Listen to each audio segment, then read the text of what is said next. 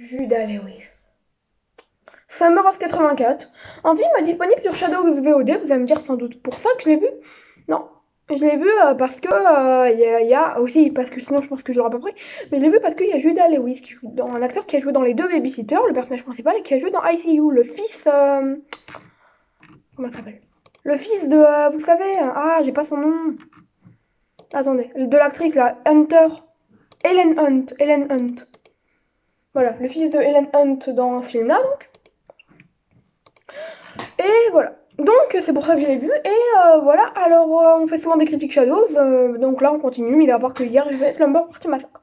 Donc c'est un film réalisé par un trio canadien, je crois même qu'ils viennent de Montréal. Mais je suis pas sûre à 100%. François Simard, Anouk Wichel, Johan Carl Wichel. Voilà, voilà. Bah, et c'est écrit par Matt Leslie et Stephen G. Smith. Voilà, voilà.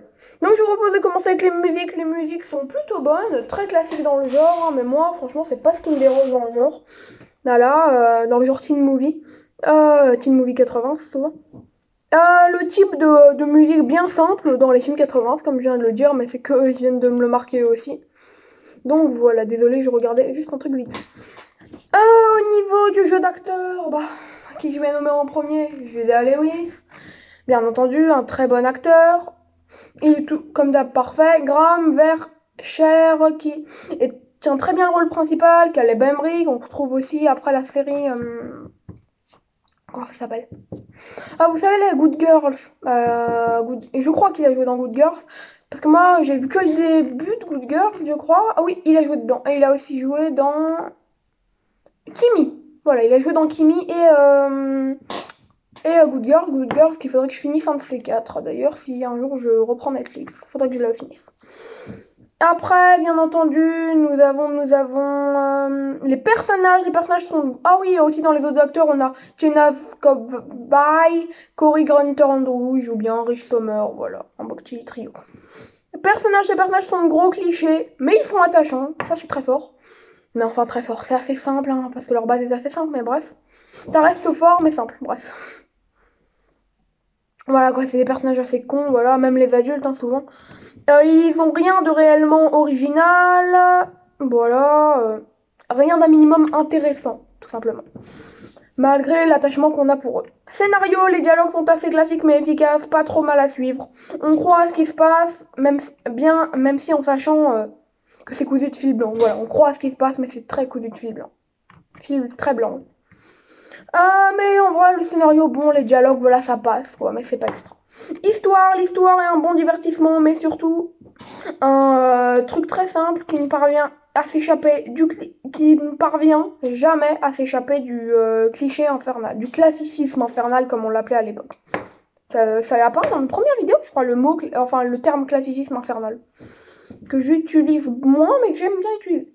Ça me rappelle ma jeunesse. Non. Donc c'était Gore, Death and Mystère. Il y a un étonnement, voilà, parce que il y a un étonnement sur l'identité du tueur, voilà, où tu te dis, ça, comment vous dire sans spoiler, ça va pas être ça.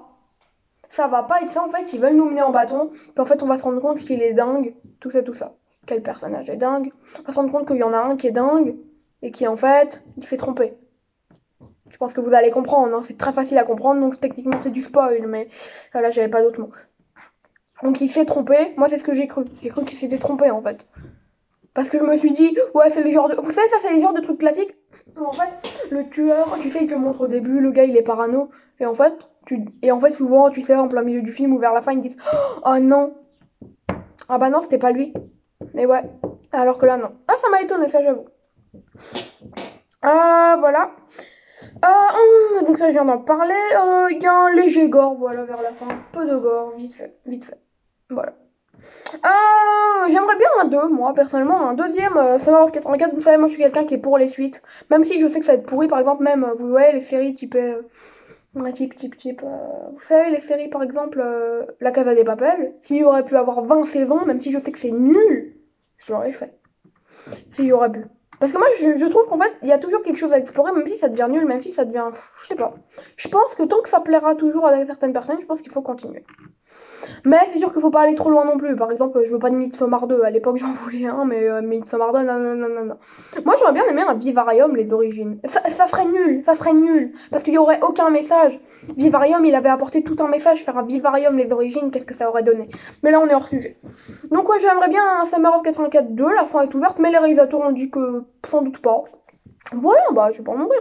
Ma note sur 20 sera donc d'un petit 12 tout de même. Bah, vous l'aurez compris, Summer of 84 avec Judah Lewis, c'est un film, un bon divertissement de 2018, parce que oui, le film est sorti en 2018, non dans les années 80. C'est un bon divertissement de 2018, bien simplet. J'oserais vous dire ciao, j'oserais vous dire que c'était Mort Omega, j'oserais vous dire prenez soin de vous, et Shadows, prends soin de moi.